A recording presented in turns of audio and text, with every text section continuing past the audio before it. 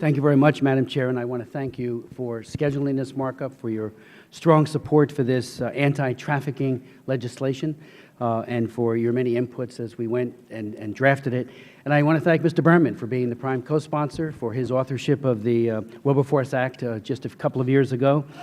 This is one of those examples, I think, where we can have very strong bipartisan cooperation to combat modern-day slavery in all of its forms, whether it be sex trafficking or labor trafficking. This is the fourth reauthorization of the Trafficking Victims Protection Act, and we've learned many lessons over the past decade, and we have made great strides in combating this fundamental human rights abuse. Women, children, and men around the world continue to be victimized, and this effort is a very real remedy to that situation. It's critical we continue the United States leadership in efforts to end human trafficking, both domestically and abroad.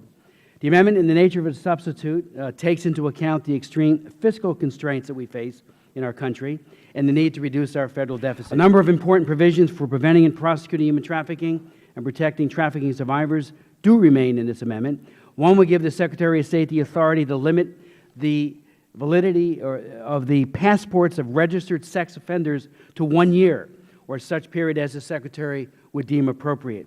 The need for this authority became apparent when the Government Accountability Office, the GAO, reported last year that over 4,500 registered sex offenders were issued passports in fiscal year 2008.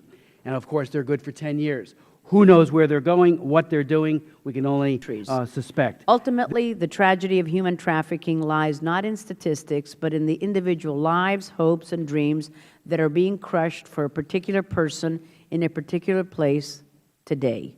I am proud of the bipartisan leading role that the House and this committee have played in moving the fight against human trafficking from a non-issue to a priority of our United States government. I especially want to commend the leadership of my good friend from New Jersey, Mr. Smith, the author of the original Trafficking Victims Protection Act, which became law 11 years ago this month, who is the author of the bill before us today.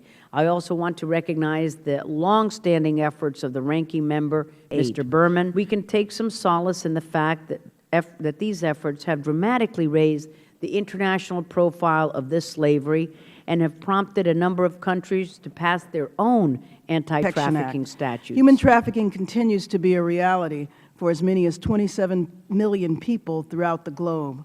Fortunately, advocates, survivors, and dedicated members of Congress, like many in this room today, have shed light on this complex challenge and created laws to help stop this exploitation. I'm proud to join in their efforts to strengthen policies that prevent human trafficking, prosecute perpetrators, protect victims, and build effective partnerships. I'd also like to extend my gratitude to Representative Chris Smith for his tireless leadership in combating human trafficking. Even before the first incarnation of the Trafficking Victim Protection Act in 2000, he has pushed to improve the ways in which the United States responds to human trafficking and has continually worked to implement creative solutions to prevent this exploitation.